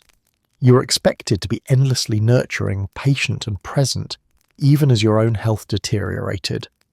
Complaints were seen as ingratitude. Struggle was reframed as weakness. A good mother was one who coped silently. Public praise masked private burden. Motherhood was idealized in art, literature, and moral instruction. Images of serene mothers surrounded by children bore little resemblance to the reality of physical toll, risk, and relentless responsibility. The ideal wasn't meant to be accurate. It was meant to be aspirational, and therefore unchallengeable. Economic realities intensified the pressure. Large families were common, regardless of income. Mothers were expected to manage households stretched thin by numbers, with little acknowledgement of the labour involved. The cycle of childbirth fed directly into cycles of work, care and sacrifice. Child loss, tragically common, added another layer of cruelty. Women were expected to grieve quietly and continue. Loss did not pause expectations. Pregnancy often resumed quickly, framed as consolation or duty. Emotional recovery was not considered necessary. What made this lack of control especially stark was how completely motherhood defined women's worth. Fertility was celebrated. Infertility was pitied or blamed. Childlessness invited suspicion. There was no socially acceptable space for ambivalence, exhaustion, or refusal. Even language stripped agency away. Women fell pregnant. Children arrived. The process was framed as passive, as something that happened to women rather than something they participated in or chose. Responsibility without control became the norm. Victorian society insisted this system was natural and moral. In truth, it was rigid and unforgiving. Motherhood was honoured in theory and managed in practice without regard for women's autonomy. Choice was never part of the design, so women bore children because that was expected. They endured because that was praised, and they navigated a life-defining experience without meaningful say over its timing or toll. The good news, you were fulfilling society's highest ideal. The bad news, you never got to decide when your body rested. In Victorian society, domestic abuse was not ignored because it was unseen. It was ignored because it was reclassified. Violence within the home was framed as a private matter, something unfortunate but not actionable, regrettable but not urgent. A woman could be harmed, frightened, or controlled, and society would respond not with protection, but with advice. Endure quietly, preserve appearances, and do not make trouble.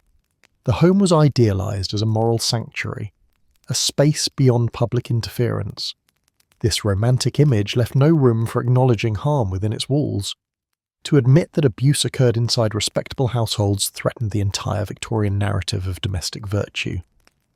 It was easier to protect the idea of the home than the people inside it.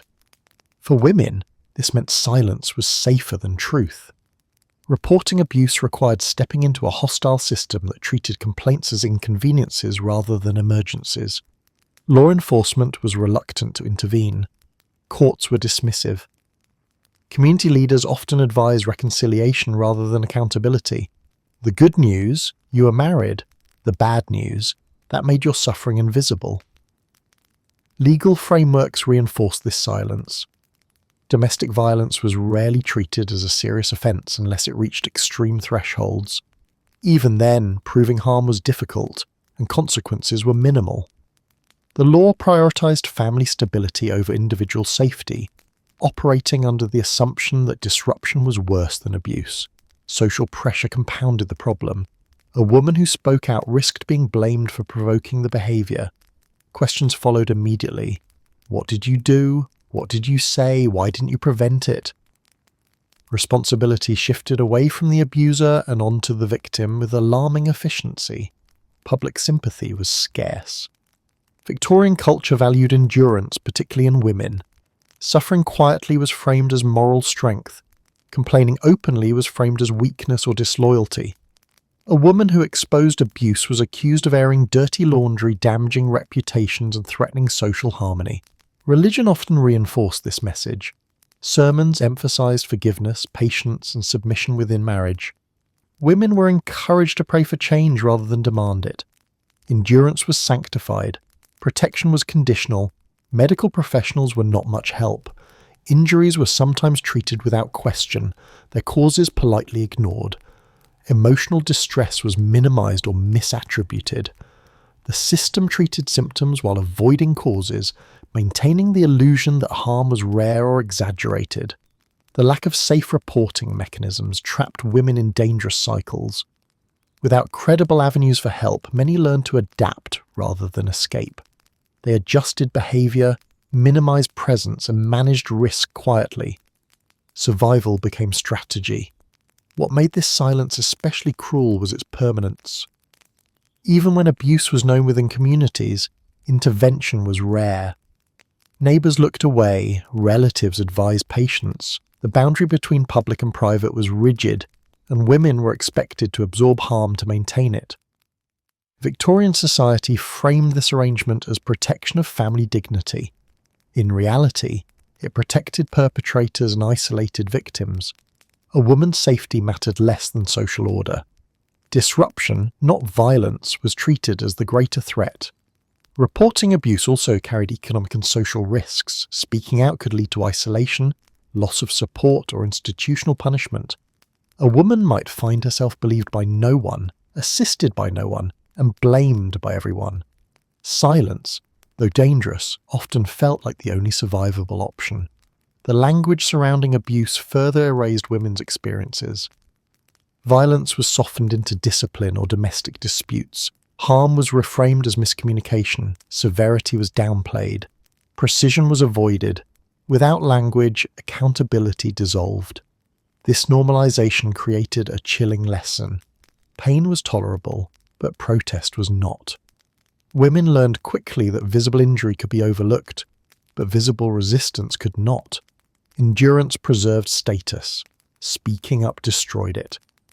So Victorian women navigated harm quietly, measuring risk not by safety but by consequence. A black eye could be concealed, a complaint could not. The good news, your suffering was considered a private matter. The bad news, privacy meant no protection. In Victorian society, a woman enjoying her body was treated as a problem to be solved. Physical pleasure, movement that felt good, exertion that raised the pulse. Activity done for enjoyment rather than duty triggered immediate anxiety. Exercise was tolerated only when it looked restrained, purposeful, and preferably uncomfortable. Anything that resembled fun raised eyebrows. Anything that produced sweat raised alarms. The underlying fear was simple. Pleasure suggested agency. If a woman could enjoy her own body, she might begin to listen to it. And listening could lead to wanting. Wanting, as Victorians well understood, was dangerous. Physical activity for women was therefore tightly regulated. Walking was acceptable, provided it was leisurely, upright, and decorous.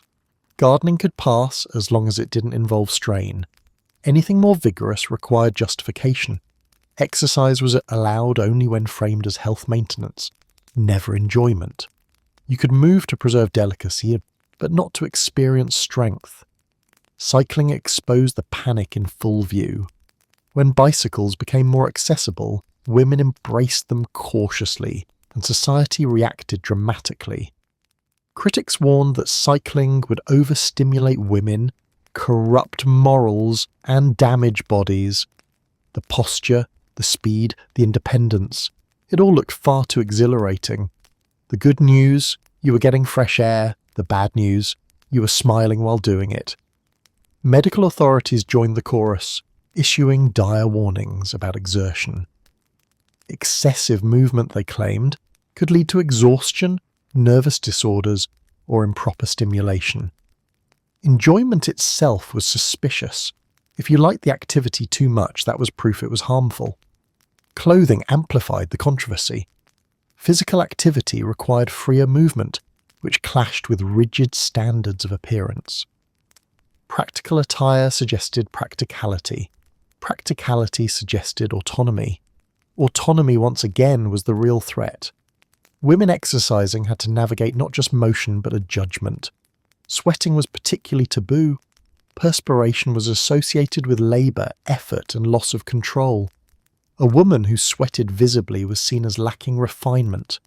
The body was supposed to remain calm, composed, and dry, no matter the conditions. If physical pleasure made the body assert itself, that was unacceptable. Recreation for women was expected to be passive. Music, light games, or observation-based pastimes were preferred. These activities entertained without activating the body too fully. They were safe because they kept women still. Movement that generated joy disrupted this balance. The contradiction was striking. Victorian society praised women for nurturing health in others, yet discouraged them from pursuing their own physical vitality. You could encourage children to play, but not play yourself. Strength was admired at a distance, not embodied. Pleasure-free exercise was the compromise.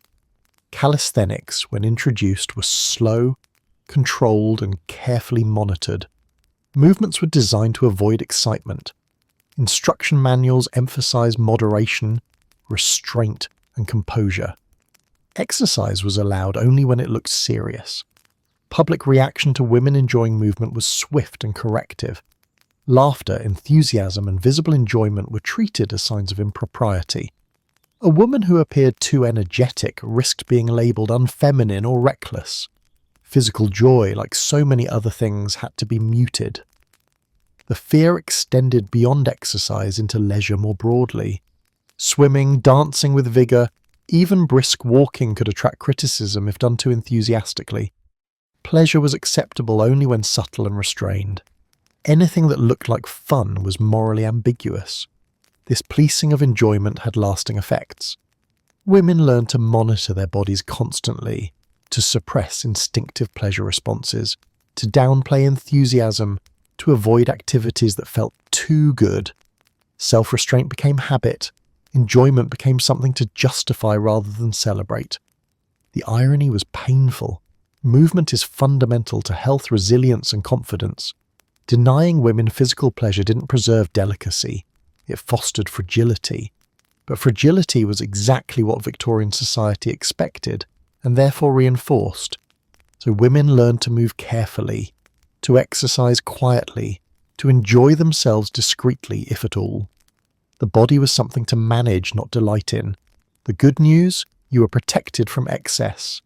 The bad news, you were protected from joy. Victorian society was full of rooms women were not meant to occupy.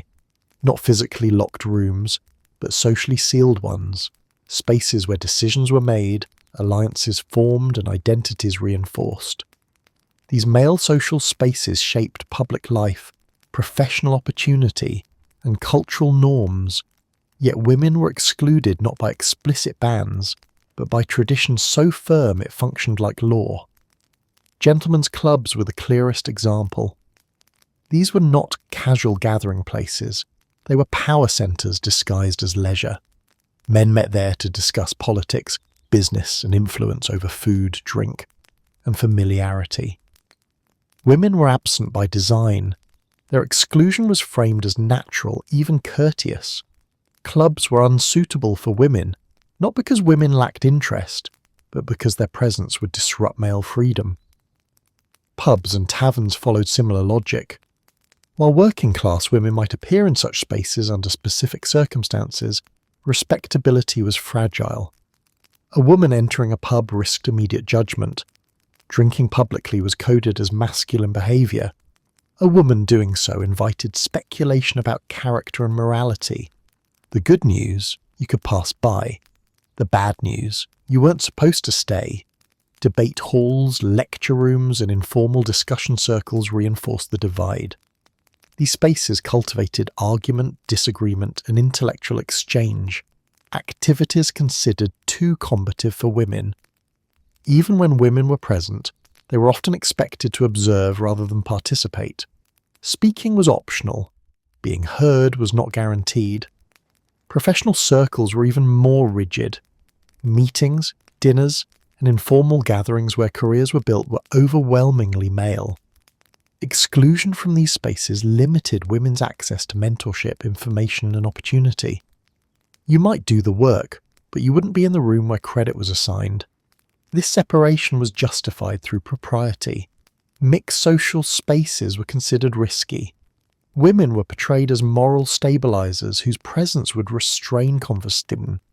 Men wanted freedom from restraint. The solution was exclusion. It wasn't about protecting women, it was about protecting male camaraderie. Domestic labour exposed the hypocrisy. Women often worked within these spaces as servants, cleaning, serving, maintaining. Their presence was acceptable when invisible. They could enter as labour, but not as participants. You could prepare the meal, but not join the table. This division shaped how women experienced public life. Without access to informal networks, they were excluded from the social glue that bound professions together. Decisions happened elsewhere. Conversations occurred behind doors women weren't meant to open. Even when women demonstrated competence or expertise, exclusion persisted. Skill didn't grant access. Respect didn't open doors. The boundary wasn't merit-based. It was gender-based. A woman's presence altered the social dynamic, and alteration was unwelcome. These spaces also reinforced male identity. They allowed men to speak freely, assert dominance, and build solidarity. Excluding women preserved a sense of control and continuity. Allowing women in would mean renegotiating norms, and Victorian society resisted renegotiation. Public rhetoric framed exclusion as courtesy. Women were spared vulgarity, rough language, and conflict. In reality, they were spared influence. Comfort was the excuse, control was the outcome. Some women challenged these boundaries, entering male-dominated spaces deliberately. Their presence was often treated as novelty or intrusion. They were scrutinized, tested, and expected to justify their existence. Acceptance was conditional and rare. The cost of exclusion was cumulative. Without access to social spaces where ideas circulated, women's voices remained fragmented. Influence requires proximity, and proximity was denied. You couldn't shape conversations you weren't allowed to hear. So Victorian society built rooms where women's absence was normal and their inclusion disruptive. Men belonged by default. Women belonged only as background.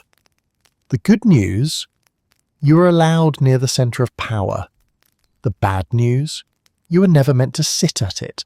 Victorian society failure was not distributed evenly. Men were allowed to stumble, recover, and try again. Their mistakes were framed as experience, character building, or unfortunate detours. Women, however, were expected to be flawless or invisible. A single misstep could erase a reputation built over decades, and once erased, there was rarely a path back. Reputation functioned as a form of currency for women, more fragile than wealth and harder to replace. It governed social inclusion, employment prospects, marriageability, and personal safety. Men could lose money and regain it. Women could lose reputation and lose everything else with it. The margin for error was unforgiving. A rumour, a misunderstood interaction, a perceived lapse in judgment, any of these could trigger social exile. Facts mattered less than perception. Once doubt entered the narrative, it spread quickly and quietly. The good news, you had a good name. The bad news, it was always on loan. Victorian culture framed female virtue as static and binary. You were either respectable or you weren't. There was no sliding scale, no redemption arc. One mistake didn't make you flawed, it redefined you. Men accumulated stories, women accumulated labels. Social mechanisms enforced this harsh standard efficiently. Invitations stopped. Conversations cooled. Doors closed without explanation. There were no official punishments, just absence. Disappearance was the preferred solution. A woman who failed was not confronted. She was removed.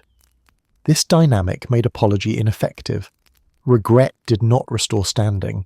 Explanation did not soften judgment. Once trust was breached, real or imagined, it was rarely repaired. Society preferred silence to reconciliation. It was easier to exclude than forgive. Men's failures were contextualized. Stress, ambition, temptation. These explanations humanized male mistakes. Women's failures were moralized. They were evidence of character rather than circumstance. Context vanished. Intent was irrelevant. This imbalance shaped behavior long before failure occurred. Women learned to live cautiously, avoiding risks that might lead to error. Experimentation was dangerous. Ambition carried reputational risk. The safest path was restraint. Public life magnified the danger. Visibility increased vulnerability. A woman who stepped forward, socially, intellectually, professionally, exposed herself to scrutiny. Any flaw would be amplified. Success did not protect against failure. It made failure more noticeable. Even victimhood did not guarantee sympathy. Women could be blamed for harm done to them if it damaged their reputation. The question was not what happened, but how it looked. Optics mattered more than reality. This system produced a culture of perfectionism enforced through fear. Women were expected to manage not just their actions, but interpretations of those actions. Self-surveillance became constant. Mistakes were not learning opportunities, they were endpoints. What made this especially cruel was how invisible the rules were. There were no clear guidelines outlining what constituted unforgivable failure. The boundaries shifted depending on class, community, and observer. Uncertainty was part of the control. Men benefited from resilience built into the system. They could fail publicly and recover privately. Women faced the opposite: public judgment and private isolation. Redemption was not built into the structure. Failure, then, was not just an event, it was a sentence. And unlike men, women were rarely given parole, so Victorian women learned to fear mistakes more than stagnation. Better to remain still than risk erasure. Better to endure than to be seen falling. The good news? You were expected to be virtuous. The bad news? You were not allowed to be human. In Victorian society, a woman's value was closely tied to her appearance, and appearance was quietly tethered to youth. While aging was accepted, even admired in men, as a sign of wisdom and authority, in women it triggered a slow vanishing act. Growing older was not forbidden outright, but acknowledging it honestly was. Age was something to manage discreetly, like a social inconvenience that should not be mentioned. Youth functioned as social capital. It signalled beauty, fertility and potential, qualities Victorian culture prioritised in women. Once youth faded, the script faltered. An older woman did not step into a respected new role so much as fade from the narrative altogether. The good news, you had lived. The bad news, society was done looking at you. This erasure was subtle but pervasive. Social invitations dwindled, attention shifted, conversations redirected. Older women were still present, but less visible, less consulted, less acknowledged. Their experience did not translate into authority, it translated into background presence. Public representation reinforced this pattern. Literature, art and commentary centred young women as symbols of ideal femininity. Older women appeared rarely and often unflatteringly, portrayed as bitter, meddlesome or pitiable. Aging in women was framed as loss rather than transformation. The pressure to maintain youth manifested in careful self-presentation. Clothing, grooming, and demeanour were all expected to suggest vitality without appearing desperate. Aging openly, acknowledging physical change or shifting priorities, risked social awkwardness.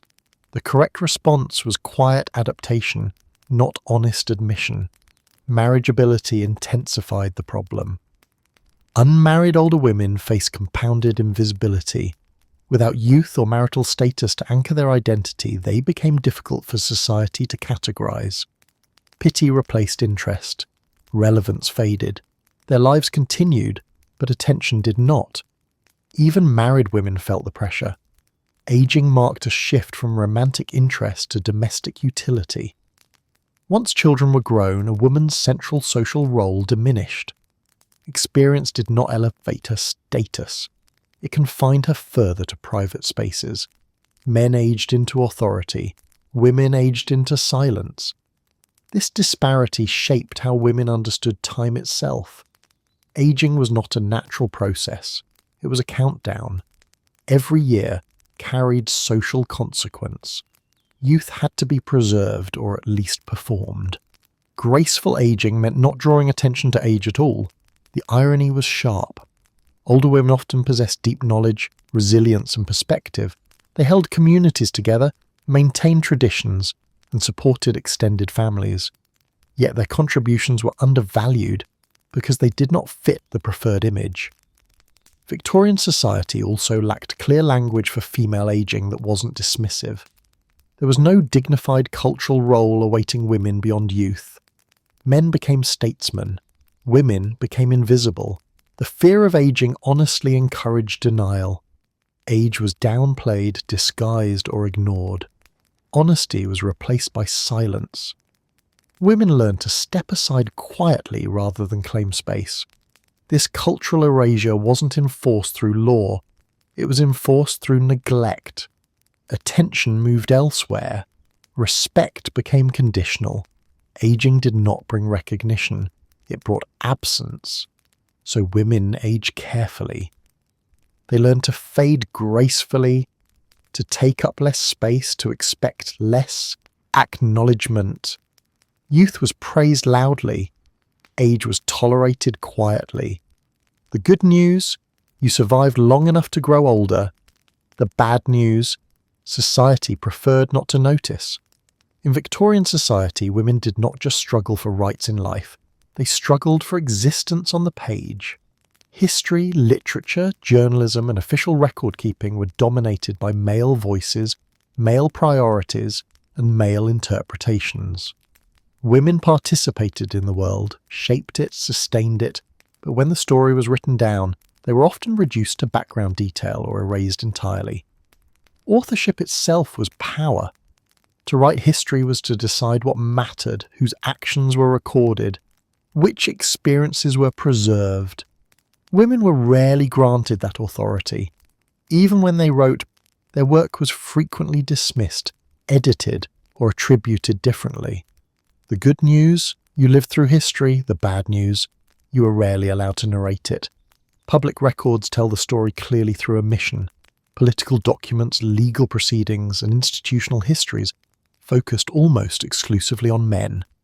Women appeared incidentally as wives, daughters, or moral influences, rather than as agents. Their labour, decisions, and resistance were rarely framed as historically significant. When women did appear, they were often simplified. Complex lives were flattened into stereotypes. The virtuous wife, the tragic fallen woman, the eccentric spinster. Nuance disappeared. Contradiction vanished.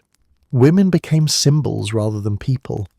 Even women's personal writings, letters, diaries, memoirs, were treated as private curiosities rather than legitimate historical sources. These documents survived in drawers and archives, but were rarely cited or elevated. Emotional life was considered anecdotal, not analytical. The inner world of women was dismissed as unimportant. Victorian publishing reflected this hierarchy. Male authors dominated non-fiction and commentary. Women writers often used pseudonyms or were steered toward fiction and domestic topics. Writing about politics, economics, or social structure was considered unfeminine. Women could tell stories, as long as they didn't tell the story. This exclusion shaped collective memory. Events experienced differently by women were recorded through male lenses. Policies affecting women were debated without their voices. Social norms were explained without consulting those most constrained by them. History became one-sided not because women were absent, but because they were unheard. The consequences extended beyond reputation. Without representation in historical narratives, women lacked precedent. Without precedent, arguments for change were weakened. If women had never been leaders, thinkers, or reformers, according to the record, then why start now? Silencing also protected power structures. Acknowledging women's contributions would have challenged narratives of male self-sufficiency and authority. It was easier to portray progress as a male achievement supported quietly by female sacrifice. Some women fought back through writing, documentation, and preservation. They recorded their experiences deliberately, aware they might be ignored. They wrote not for recognition, but for survival of truth. Many of these voices were rediscovered much later, long after they could influence their own era's understanding. The irony was bitter. Women were responsible for transmitting culture, teaching children, preserving traditions, maintaining social memory, yet were excluded from formal historical memory. They remembered everything. They just weren't believed to matter. This erasure affected how women understood themselves. If history did not acknowledge women like you, it was easy to feel temporary, peripheral, replaceable. Self-worth became harder to anchor. Legacy felt uncertain.